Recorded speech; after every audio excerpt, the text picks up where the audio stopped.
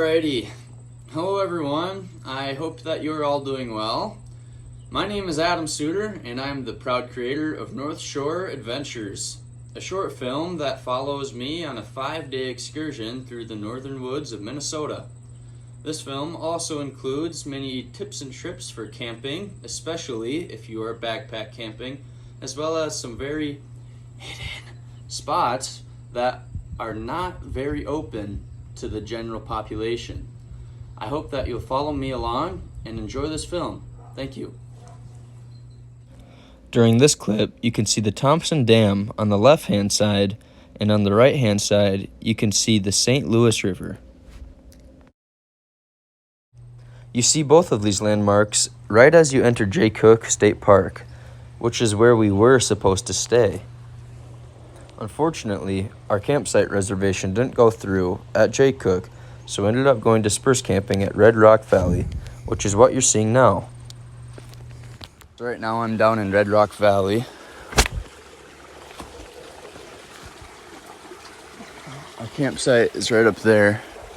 That's the tree I took the videos from. Nice little sand beach.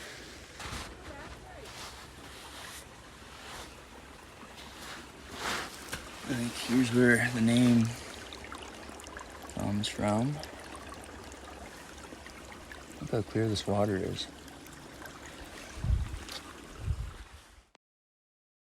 The Red River Valley campsite is a 1.6 mile hike in, so it's safe to say that my mom and I were pretty beat after the hike out the next morning.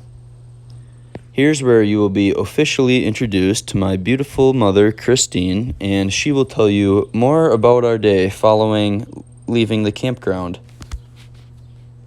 Also, please excuse my chewing noises. I couldn't edit them out. Thank you. This is Jay Cook Campground coming live with Chris and Adam. We are eating some fried crappie right now. We've had a full day, Mr. A. Yeah. We started out with coming out of our dispersed camping site after a 1.5 mile hike with 60 pounds of equipment. And then we went High ropes. high rope climbing, and then we went Rafting. whitewater rafting. Now we're eating fish. We're tired. The next morning, we packed up and headed north to our next spot. Our next destination was George H. Crosby Manitou State Park, where we camped for the remainder of our vacation. One thing about George H. Crosby Manitou State Park, you won't run into very many people, but you will run into lots of slugs. I found a couple on me the first night. That's right, on me. They were on my leg, and I grabbed them and put them on my hand just for video purposes. And they left a slimy trail all over my hands. We got lots of rain this night, and I didn't take anything until the next morning. Morning, everybody. Well, I'm happy to say that we made it through the rain last night. Our little Coleman tent did us well. If the rain fly on and a tarp underneath us, and that kept us nice and dry. Here's my mom picking June berries for a little morning breakfast.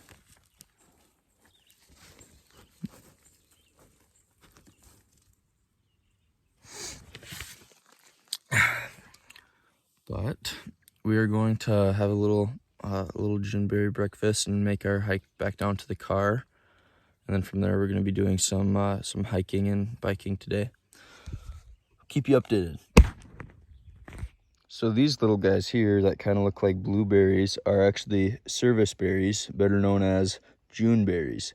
You can find them in the northern woods in Minnesota, and they are edible anywhere from July to August. They taste similar to a tart blueberry, and they are quite abundant up here.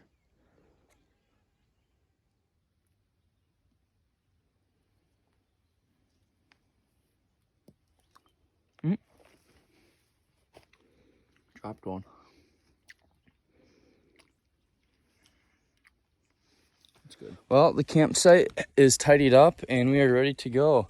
So we're going to start our trek on out of here and start our day. Our campsite is about half a mile down the Benson Lake Trail and then another 0.1 miles up a steep mountain that's part of the Sawtooth Mountain Range. After leaving our camp, we went to Sawtooth Outfitters, where we rented mountain bikes for a day. This was a great experience, and I would definitely recommend it if you like hiking or just being outside in general, but it was humid and be ready for the bugs. Well, after a full day of mountain biking the trails of Sawtooth Mountain, it's safe to say that I am nice and grimed up. So the original plan was to stop back at a state park up in Loft and take a shower. Unfortunately, there were some plumbing issues, and the next nearest place to take a shower is about 50 miles down the road. So tonight I'll be taking a cowboy shower. For those of you that don't know what a cowboy shower is, it's a creek shower. Here is where I will be. Now, it may not be ideal, but let me tell you what, that was the most refreshing shower of any sorts I had had in a long time.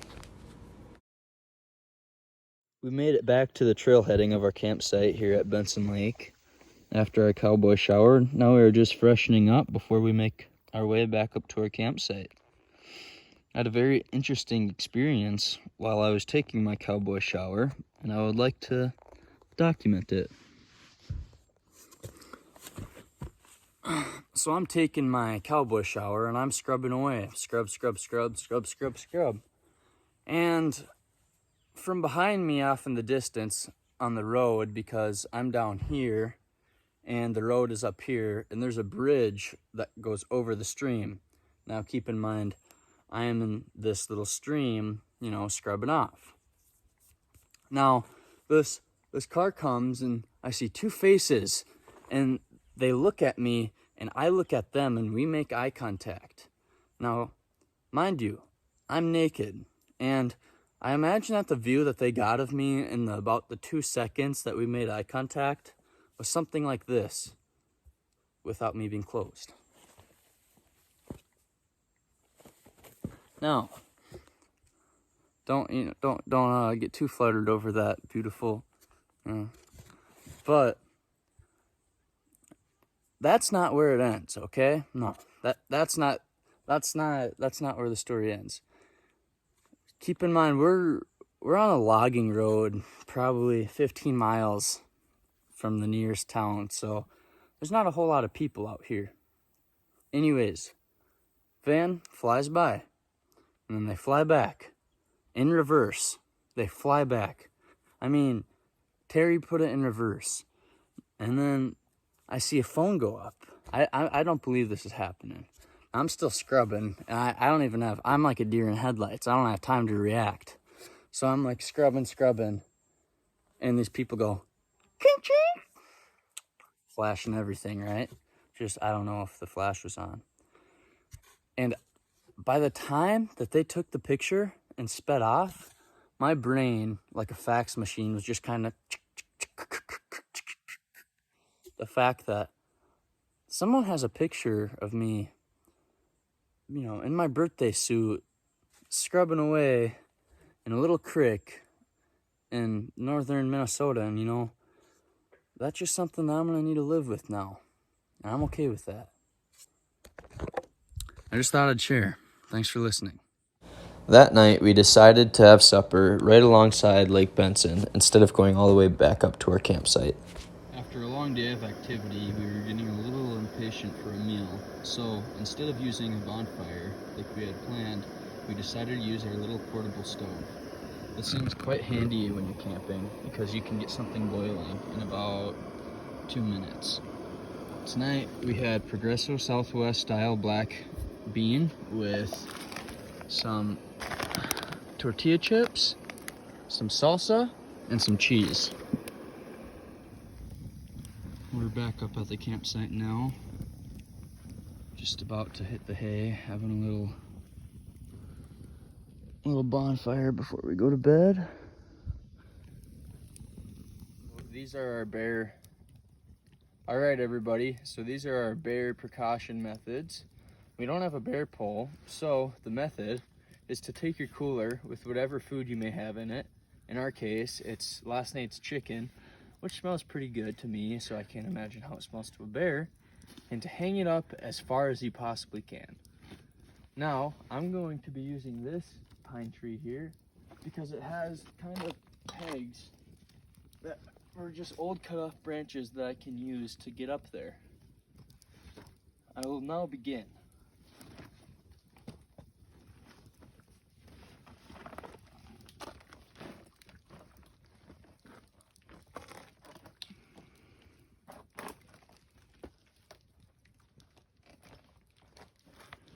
Once you're up here, you take your bag, sling it to a solid position, and return to the ground carefully. Keyword, carefully.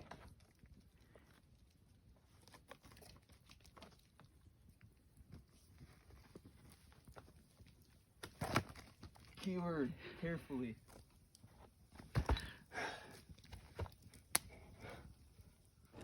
Well, we had one more amazing night spent at George H. Crosby Manitou State Park, but with the next morning, we knew that it would bring the teardown of our campsite. So here is a time lapse as we tore down our tent, and then a picture of me standing with my pack and our campsite once it was empty.